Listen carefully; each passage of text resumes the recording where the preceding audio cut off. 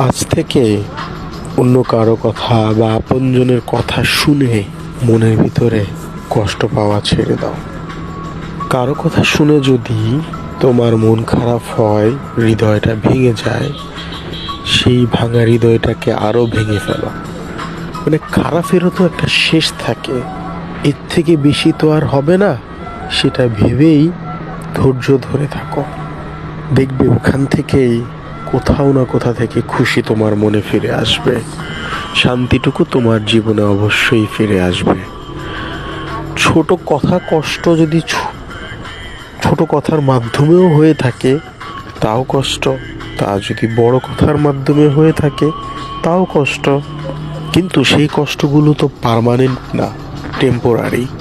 তো সেই জন্যই কেন চিন্তা করতে করতে করতে করতে মাথার ভিতরে এত যন্ত্রণা বাড়ানো দরকার? ছেড়ে দাও না ভাই।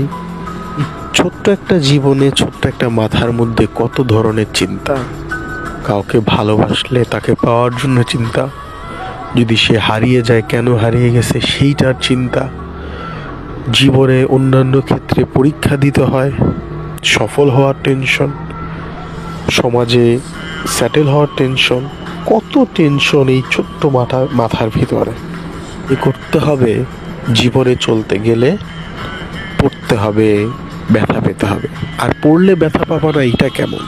পড়লে তোমাকে ব্যথা পেতেই হবে, আর ব্যথা পেয়েই উঠে দাঁড়িয়ে আবার সামনের দিকে এগিয়ে যেতে হবে। এটাই সত্যিকারের একজন মানুষের পরিচয়। অনেক বেশি চিন্তা করে তো কিছু জয় করা যায় না। সঠিকভাবে চিন্তা করো, তাহলে হয়তো ভালো কিছু হবে। ওই পড়ে যাওয়া নিয়ে, চলে যাওয়া নিয়ে, এগুলো নিয়ে পড়ে থাকলে তো জীবনের সমাধান হবে না।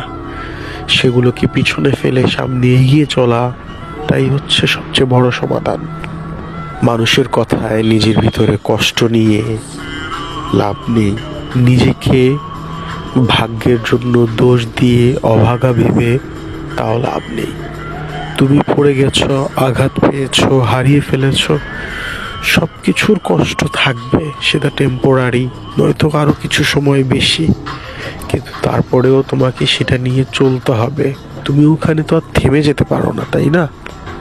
ওই কষ্টগুলোকে, ওই লাগাগুলোকে তুমি নিজের ভিতরে অনেক বড়ভাবে নিও না, নিজের উপরে চেপে বসতে দিও না। হারিয়ে যাওয়া জিনিস নিয়ে অত বেশি ভেবো না। তোমাকে কি করতে হবে? সামনের পথে এগিয়ে চলতে হবে। যদি ওইসব চিন্তা করে তুমি জীবনটাকে শেষ করো, তাহলে তো তোমার জীবনে অলৌকিক কিছু ঘটবে না। বেঁচে থাকলেই তোমার জীবনে অলৌকিক কিছু ঘটতে পারে। আর বেঁচে থাকার জন্য অনেক রিজন আছে। কোনো রিজন যদি তুমি না পাও, শুধু নিজের মায়ের দিকেই তাকিয়ে দেখো, তাহলেই অনেক বড় রিজন তুমি পেয়ে যাবে। মাকে দেখার পর যদি তোমার রিজনটা সম্পূর্ণ হয়ে যায়, তাহলেই তুমি নিজেকে দুনিয়ার মধ্যে বিচরণ করাও। খারাপ ভালোর একটা সময় তো শেষ হয়, তাই না? তো খারাপ সময়টা শেষ হলে তোমার জন্য ভালো সময় অবশ্যই আসবে। সেই জন্য অপেক্ষা করো না, ধৈর্যটা ধরো না, চেষ্টা চালিয়ে যাও না। খারাপ সময়টা কিন্তু চলে যায়। আসলে খারাপ সময় বলতে কোনো কিছু নেই। না সময় খারাপ, না জামানা খারাপ, কোনোটাই না। আসলে আমরাই খারাপ। কারণ কি, আমরা প্রতিটা ক্ষেত্রেই জিততে চাই, মানতে পারি না, মেনে নিতে পারি না। এটাই আমাদের জন্য খারাপ ইস্যু হয়ে দাঁড়াইছে, যার জন্য আমরা আমাদের ভাগ্যকে দোষ দিই, সময়কে দোষ দিই। যা চলে যাওয়ার তা চলে যাবে, যা থেকে যাওয়ার তা থেকে যাবে। একবার হেরে গেছো বলে যে জীবনটা শেষ হয়ে গেছে তা না। তুমি যদি সামনে যাও, চলতে থাকো, তাহলে এমনও তো হতে পারে তুমি সামনে জিতে যেতে পারো, তাই না?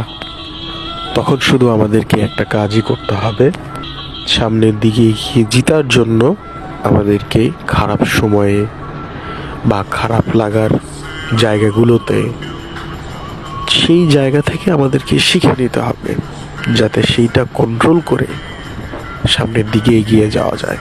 যখন নিজেকে নিজেই কন্ট্রোল করার অপশন তৈরি হয়ে যাবে না, তখন আর হারানোর কিছু থাকবে না।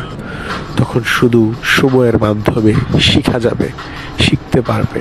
আর শিখতে শিখতেই তুমি অবশ্যই সামনের দিনে জিতে যাবে।